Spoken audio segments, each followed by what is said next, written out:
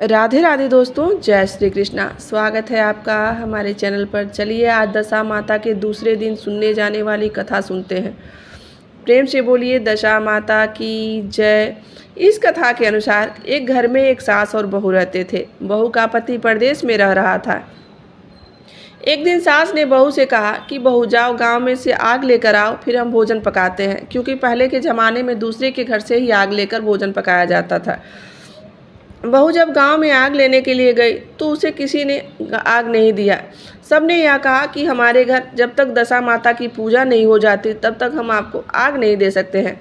बेचारी बहू खाली हाथ ही लौट आई। उसने सास को आकर बताया कि आज गांव में दशा माता की पूजा हो रही है, इसीलिए कोई आग नहीं दे रहा है।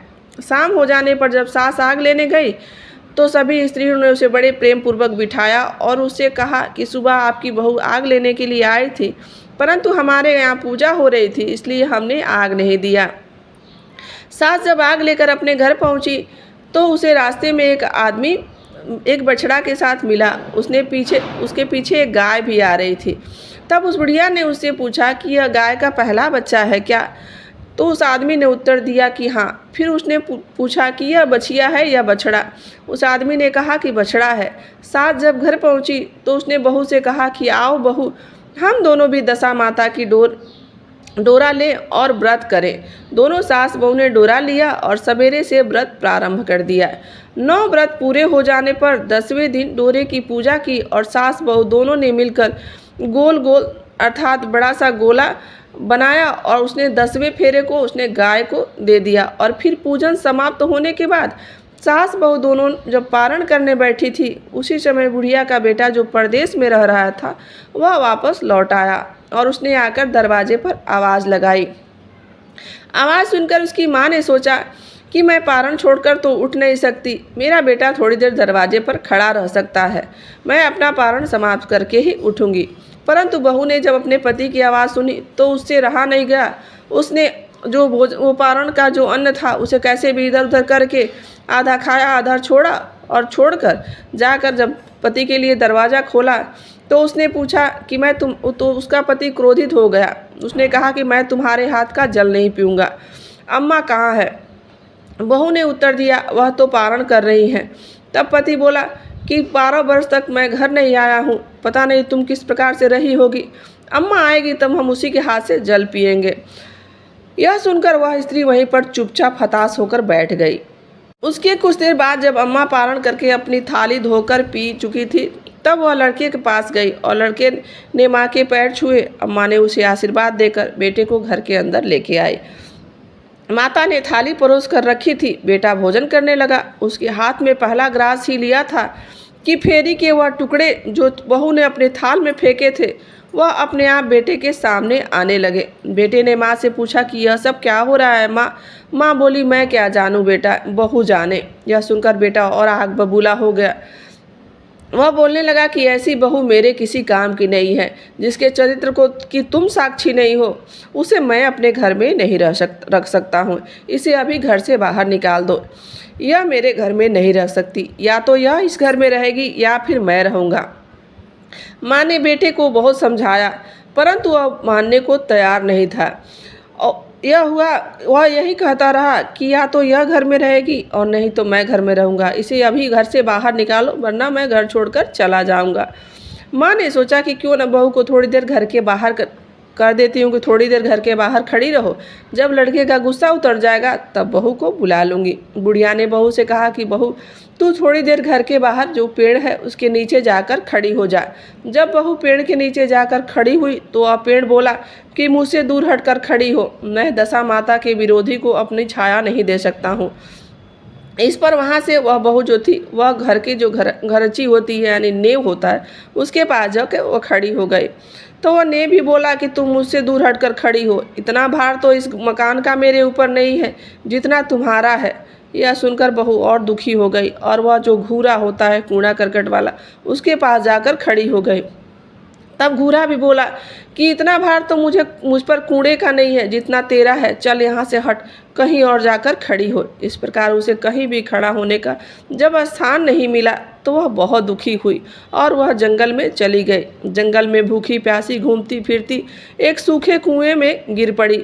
वह उसमें गिरी परंतु उसे चोट नहीं आई। वह नीचे बैठ गई। अचानक राजा नल वहां शिकार खेलते खेलते पहुंच गए। उनके साथी भी वहां पर थे। वह प्यास के कारण उसी कुएं के पास आए जिसने वह स्त्री बैठी थी। राजा नल ने के भाई ने कुएं में पानी के लिए लोटा डाला तो वह स्त्री ने लोटे को पकड़ लिया। भाई ने नल से कहा कि इस कुएं में किसी ने लोटा पकड़ लिया है। तब राजा नल ने कुएं पर आकर देखा। कहा, तुम यदि पुरुष हो तो मेरे धर्म के भाई हो, यदि स्त्री हो तो मेरी धर्म की बहन हो। तुम जो भी हो मैं तुम्हें बाहर निकाल लूँगा। स्त्री ने आवाज़ दी। राजा ने उसे बाहर निकाल लिया तथा हाथी पर बिठाकर राजधानी को लेकर चले आए। महाराज को शिकार से लौटकर महलों की ओर आते देखकर सेवकों ने महारानी को महाराज से आने की सूचना दी। सेवकों ने एक स्त्री को हाथी पर बैठकर देखकर रानी को बताया कि महाराज एक नई रानी भी साथ में लेकर आ रहे हैं। यह जानकर रानी बड़ी दुखी हुई। इतने में महाराज भी वहां पर आ पहुंचे। रानी ने हाथ जोड़कर विनती की कि हे महाराज, मुझसे ऐसी क्या गलती हो गई जो आपने मेरे रहते हुए दूसरा विवाह कर लिया। राजा नल ने हंसकर उत्तर दिया, वह तुम्हारी सौत नहीं बल्कि ननद है, मेरी धर्म की बहन है। तुम्हें उसके साथ अपनी सगी ननद की तरह बर्ताव करना चाहिए। यह सुनकर महारानी का मुख प्रसन्न से कमल की भांति खिल उठा। वह बोली, अब तक मैं ननद का सुख नहीं जानती थी। अच्छा हुआ जो मुझे भाग्य से ननद भी मिल गई। राजा ने उनका नाम मुँह बोली बहन रखा और उसके लिए अलग महल बनवा दिया।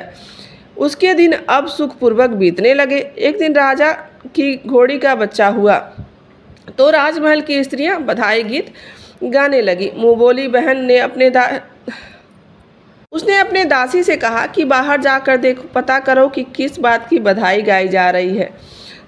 तब दासी ने बताया कि महाराज की घोड़ी को बच्चा हुआ है, उसी की बधाई गीत गाई जा रही है। मुँह बोली बहन ने पूछा, क्या घोड़ी ने पहली बार जन्म दिया है?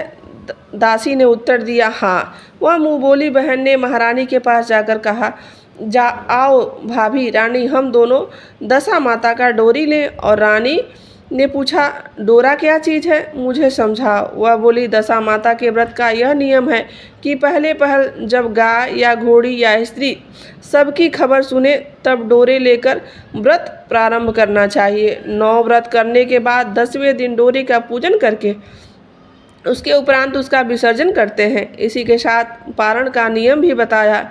तब महारानी बोली, तुम्हारा व्रत तुमको भले ही मैं पूरी और दूध की खीर बनाने वाली हूँ। महारानी भला बन। जब उसने व्रत का नियम बताया तो महारानी ने कहा कि तुम्हारा व्रत तुम्हें ही भला हो, मैं तो पूरी और खीर बनाने वाली हूँ।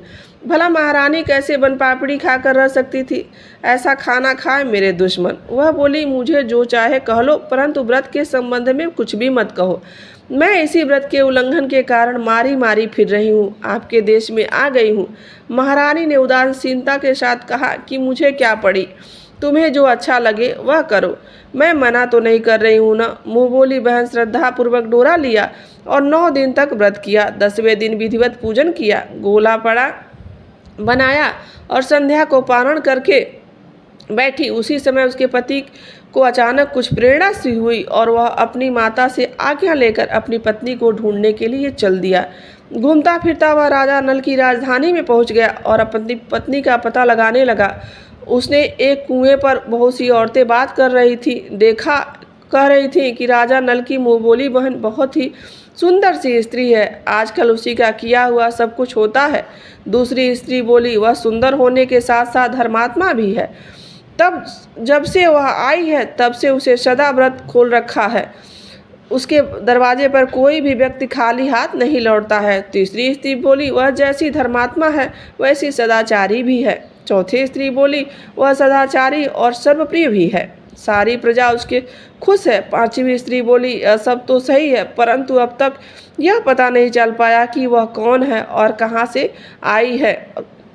उस औरत की बात सुनकर वह साधु के भेष में राजा नल की मुँह बोली बहन के महल में द्वार पर पहुंच गया। उसका पति वहां उसने भिक्षा के लिए आवाज़ लगाई तो द्वारपालों ने उसे भिक्षा देने के लिए भिक्षा लेकर आए। तब उसने द्वारपालों के हाथों से भिक्षा लेने के लिए मना कर दिया। बोला, भिक्षा देने वाली स्वामिनी के हाथ से ही भिक्षा ग्रहण करूँगा, नहीं तो अपने रास्ते चला जाऊँगा। तब द्वारपाल ने उससे कहा कि इस समय वह दशा माता का व्रत करके पारण कर रही हैं। पारण समाप्त होने के बाद ही वह तुमको भिक्षा दे सकती हैं, तब तक तुम इंतजार करो।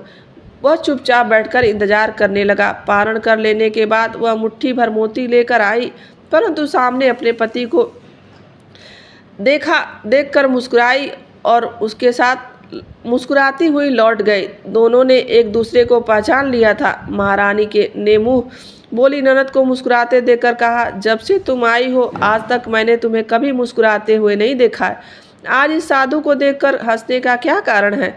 मुँह बोली बहन ने उत्तर दिया कि वह साधु हमारे घर का ही है। रानी ने पूछा, तब वह ऐसा क्यों आया है? उसने कहा, वह अभी मेरा पता लगाने आए हैं। महारानी ने राजा नल से कहा, तुम्हारी मुँह बोली बहन घर के लोग आए हैं। राजा ने कहा, उससे कह दो कि अभी यहाँ से घर जाकर वहाँ से हमारी हैसियत से आए, तब मैं बहन की अपनी विदाई करूँगा। राजा नल की मुँह बोली बहन का पति घर जाकर अपनी माँ से बोला, तुम्हारी बहू राजा नल के यहाँ उसकी बहन बनकर रह रही है। वह रोज सदा व्रत करती है और नियम धर्म से दिन बिताती है। तब उसकी माता ने उसे आज्ञा दे दी कि बहू को ले आओ। वह डोली पीसन गाजे बाजे और उसके साथ वहाँ पर पहुँचता है। फिर उसके बाद सज धज कर राजा नल की राजधानी में चल दिया। राजा ने उसका यथोचित आदर सत्कार किया और कुछ दिनों तक उसे मेहमान के रूप में रखकर फिर विधि पूर्वक अपने बहन की विदाई की। जब वह महल के बाहर निकलकर चलने लगी तो महल भी उसके पीछे चलने लगा। तब महारानी बोली, ननद जी तुम चली और मेरा महल भी ले चली। जरा पीछे मुड़कर तो देखती जाओ ना। कि उसके पीछे मुड़कर पीछे की ओर देखा तो राजा का संपूर्ण राजसी वैभव अचानक विलुप्त हो गया। राजा की मुँह बोली बहन तो अब अपने पति के साथ आनंद से रहने लगी, परंतु राजा नल रानी का यह बहुत बुरा हाल हो गया और दोनों इधर उधर फिरने लगे। उनके भोजनालय में पत्ते खड़खड़ाने लगे और उनके अन्न भंडार भी खाली हो गए। तब राजा नल ने रानी से कहा कि अब हम यहाँ से कहीं दूसरी जगह चलेंगे। रानी पतिव्रता स्त्री थी। उसने राजा की आज्ञा मान ली और चलते चलते वे एक गांव में पहुँच गए।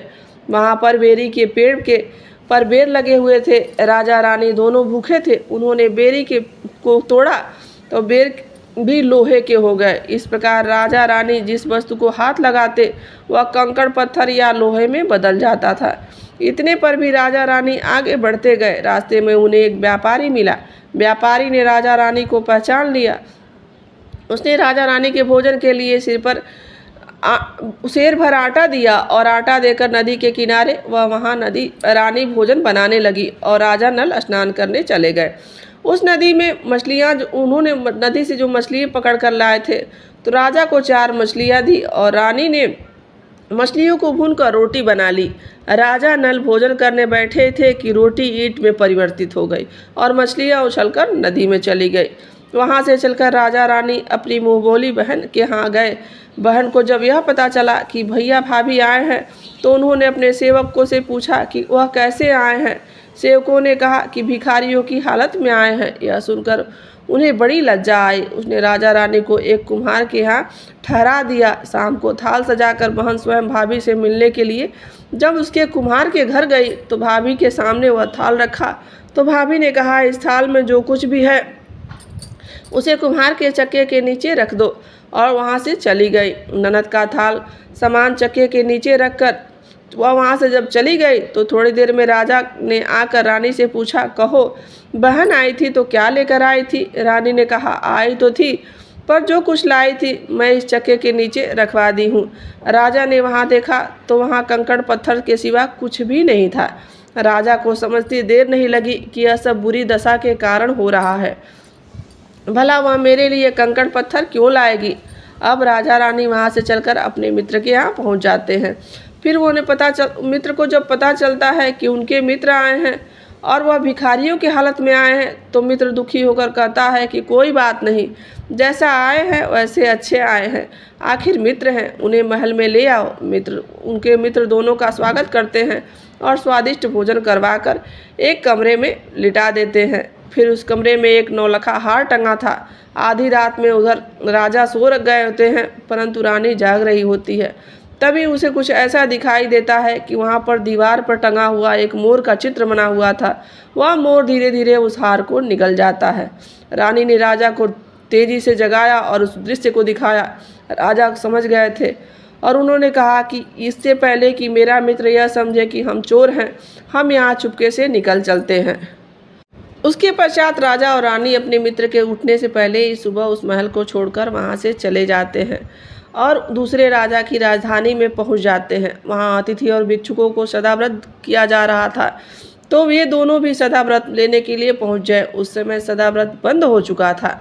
वहाँ के अधिकारियों ने कहा कि यह लोग न जाने कहाँ के अभागे आए हैं, जो इन्हें देने के लिए कुछ भी नहीं बचा है, फिर भी उन्हें एक मुट्ठी चने दे दो।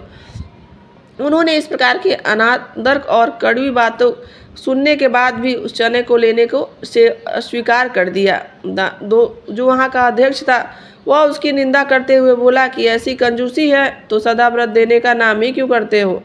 दोनों अध्यक्ष बोले, यह तो बड़ा घमंडी है, भिक्षुक लगता है। राजा नल ने कहा कि जब तुम्हारे पास इतने दान व्रत करने की सामग्री नहीं है तो दान व्रत करते क्यों हो। राजा नल की बात सुनकर उसने कहा कि यह तो बड़ा घमंडी लगता है, भिक्षुक नहीं लगता है, भीख भी मांगता है और गाली भी देता है, इसको हवालात में डाल दो। इस प्रकार दोनों को एक काल कोठरी में बंद कर दिया गया। एक एक मुट्ठी चने दोनों को खाने के लिए मिलने लगे। जिस कोठरी में राजा रानी को बंद किया गया था उसी के पास आम रास्ता था। एक जमादार ने राजा की गुड़साल साफ कर उसी रास्ते से निकला करती थी। एक दिन वह बहुत देरी से निकली। रानी ने उससे पूछा कि आज तुमने इतना देर क्यों लगाया। वह बोली, आज राजा की घोड़ी ने बछड़ा दिया हुआ है, उसकी टहल में देर हो गई। रानी ने पूछा कि घोड़ी का पहला प्रसव है क्या। जमींदार ने बताया कि पहली बार। रानी ने हाँ, पहला प्रसव है। तो उसने पूछा, बछड़ी है या बछड़ा। जमादार ने बताया कि बहुत अच्छा बछड़ा हुआ है। यह सुनकर रानी ने राजा से कहा कि एक बार मैंने तुम्हारी बोली बहन से डोरा का अनादर किया था, इसीलिए हमारी ऐसी दशा हो गई है। आज दशा माता का डोरा लेना चाहिए।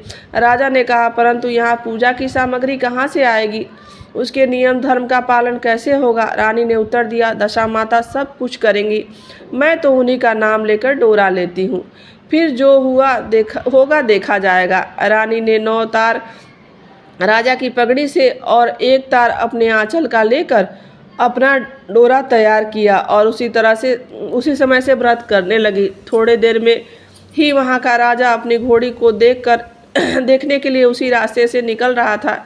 राजा नल ने और दमयंती को देखा। कोठरी में बंद देखकर पूछा कि वे लोग कौन हैं और उनका क्या अपराध है। पहरेदार ने कहा, यह लोग भिक्षा लेने आए थे, पर आपको आशीर्वाद देने के बदले गालियां दे रहे थे। इसी कारण दानाध्यक्ष ने इन लोगों को कैद में डलवा दिया था। राजा ने कहा, यह तो इनका कोई अपराध नहीं है, इनको मनवांछित भिक्षा नहीं मिली तो इसलिए गालियां नहीं देंगे तो और क्या करेंगे। इनको संतुष्ट करना चाहिए था, न कि इन्हें कैद में डाल देना चाहिए था। इनको अभी रिहा करो। राजा की आज्ञा से उसी समय दोनों को काल कोठरी से बाहर निकाल दिया गया। राजा अपने पांव के पद्म और माथे पर चंद्रमा देखकर पहचान लिया कि यह तो राजा नल है और उनकी रानी दमयंती। इस पर उनसे दोनों से हाथ जोड़कर माफ़ी मांगी और हाथी पर बिठाकर अपने महल में ले गया। कुछ दिनों तक वहीं मेहमान के स्वरूप में रहे और दोनों ने पूरे राशि ठाट बाट के साथ अपनी राजधानी की ओर प्रस्थान किया। रास्ते में वे पहले अपने मित्र के वहां गए। राजा नल के आने की खबर सुनकर लोगों ने पूछा कि मित्र आए हैं, तो पूछा कि कैसे आए हैं। लोगों ने कहा कि अब की बार राजसी ठाट के साथ आए हैं, हाथी घोड़े डंका निशान पालकी के साथ आए हैं, पूरी फौज भी उनके साथ है। मित्र ने कहा, अच्छी बात है, आने दो, मेरे लिए तो जैसे तब थे वैसे अब भी हैं, आखिर हैं तो मेरे मित्र ही। राजा रानी मित्र के महल में गए। मित्र ने उनको आदर सत्कार के साथ उसी स्थान पर ठहराया जिस स्थान पर उस समय उन्होंने ठहराया था। जब आधी रात हुई तब राजा सो रहे थे और रानी पैर दबा रही थी। तब रानी ने देखा कि वह मोर वापस उस हार को निगल गया था जो उसको उगल रहा है। राजा को जगाकर उन्होंने फिर वही दृश्य दिखाया। राजा नल ने अपने मित्र को भी बुलाकर यह दिखाया। मित्र बोला कि मैंने तो तब भी तुमको चोर नहीं समझा था और न अब समझता हूँ। यह दृश्य तुम्हारी बुरी दशा का फल है। आप निश्चिंत रहिए, मेरे मन में आपके प्रति कोई भी घृणा या मैल नहीं है। मित्र के यहाँ से चलकर राजा रानी अपनी मुँह बोली बहन के यहाँ पहुँचे। उसने सुना कि भैया भाभी आए हैं तो उसने लोगों से पूछा कि कैसे आए हैं। लोगों ने कहा कि इस बार तो राजसी ठाट के साथ आए हैं। तो उन्होंने कहा कि उन्हें मेरे महल में ले आओ। तब राजा नल का हाथी बहन के महल की ओर बढ़ गया। तब रानी ने कहा कि आप अपनी बहन के घर जाइए, मैं तो उसी कुम्हार के घर रहूंगी जिसके यहाँ पहले ठहरी थी। राजा ने कहा जिस कारण इतने दुख उठाए तुम फिर उससे झगड़ा मोल लेना चाहती हो, यह तुम अच्छा नहीं कर रही हो। परंतु रानी नहीं मानी, वह कुमार के घर ठहरी।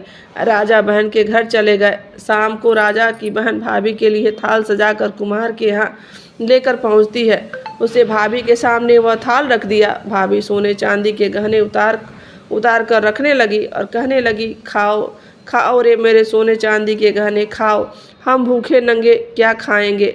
यह उलाना सुनकर ननद बोली यह उलाना किसे देती हो, मुझसे उस समय तो कुछ हो सका, वह उस समय मैं लेकर आई थी, वही अभी भी लाई हूँ। विश्वास न हो तो चक्के के नीचे अब भी देख लो। सचमुच चक्के के नीचे देखा तो वहाँ माणिक मोतियों का ढेर लगा हुआ था।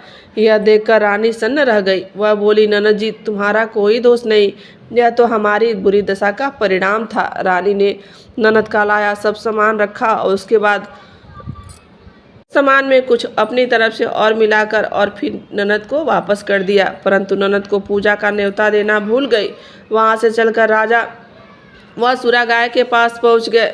गाय ने सेना सहित राजा को पेट भर दूध पिलाया। वहाँ से आगे चलकर वे नदी के पास पहुँचे। वहाँ पड़ाव डाला, भोजन बनाया गया। राजा भोजन करने बैठे तो उसी समय नदी में उछलकर गिरी हुई भुनी हुई मछलियाँ अपने आप थाली में गिर पड़ी। वह रोटी जो ईंट की बन गई थी वह रोटी बन गई। कहा अब यह बात उस समय किसी को समझ में नहीं आ रहा था कि यह क्या हो रहा है। रानी ने बताया कि यह रोटियां और मछलियां वही हैं जो उस दिन हम नसीब में नहीं हुई थी। मैं यदि आपसे उस समय कहती तो आप मेरे पर विश्वास नहीं करते। मछलियां जल में उछलकर चली गई थी और रोटियां ईंट की बन गई थी। आप कदापि इस बात को नहीं मानते, इसी कारण मुझे बहाना बनाना पड़ा था। अब राजा रानी अपनी राजधानी की ओर चल पड़े थे। जब राजा की फौज अपनी राजधानी के समीप पहुंची तो वहां से लोगों ने समझा कि दूसरे राजधानी पर आक्रमण करने के लिए आया है दूसरे राज्य का राजा। सब घबरा गए। लोग नजराना लेकर राजा से मिलने के लिए गांव के बाहर आए, परंतु यह क्या, यह तो उनके ही राजा नल थे। लोगों ने प्रसन्नता का ठिकाना नहीं था। सभी ने श्रद्धा भक्ति के साथ महाराज के आगे चलकर उन्हें अपने महल में ले गए। राजा रानी ने महल में प्रवेश किया। रानी ने तुरंत दशा माता की पूजा का प्रबंध किया। उसने उस पूजा में नगर की सब सौभाग्यवती स्त्रियों को बुलाया। भगवती के भोग के लिए सब प्रकार के पकवान बनाए। आटे की 10 बत्तियाँ, 10 शक्कर की गुजिया और 1010 58 सुहागिनों के आंचल में डाली। सुहागिनों का श्रृंगार करके दशा माता की पूजा आरंभ हुई। कलश स्थापित करके दीपक जलाया गया, परंतु उसकी बत्ती जली नहीं। इस पर पंडितों ने कहा कि कोई न्योता पाने वाला रह गया है, इसीलिए यह बत्ती नहीं जल रहा है। रानी ने सोच विचार कर बताया कि ननद के ताने में ही वह रह गई थी। पंडितों ने कहा उसे फौरन बुलाया जाए। राजा ने अपना रथ भेजकर अपनी मुँह बोली बहन को बुलाया। उसके आते ही कलश का दीपक जल गया और बड़ी धूमधाम से पूजा की गई। अंत में सुहागिनों को भोजन कराकर विदा किया गया। उसी समय राजा ने राज्य में आज्ञा जारी किया कि मेरी प्रजा के लोग दशा माता का व्रत किया करेंगे। भगवती माता के जिस प्रकार से राजा नल के दिन लौटाए थे, हे भगवती दशा माता, आप सभी का ऐसे ही दशा फेर दीजिएगा और सबके अच्छे दिन लौटा दीजिएगा। तो दोस्तों, यह थी दशा माता की दूसरे दिन सुने जाने वाली कथा। आशा करती हूँ कि आपको यह कथा अच्छी लगी होगी और यहाँ तक बने रहने के लिए आप सभी का दिल से आभार। राधे राधे, जय श्री कृष्ण।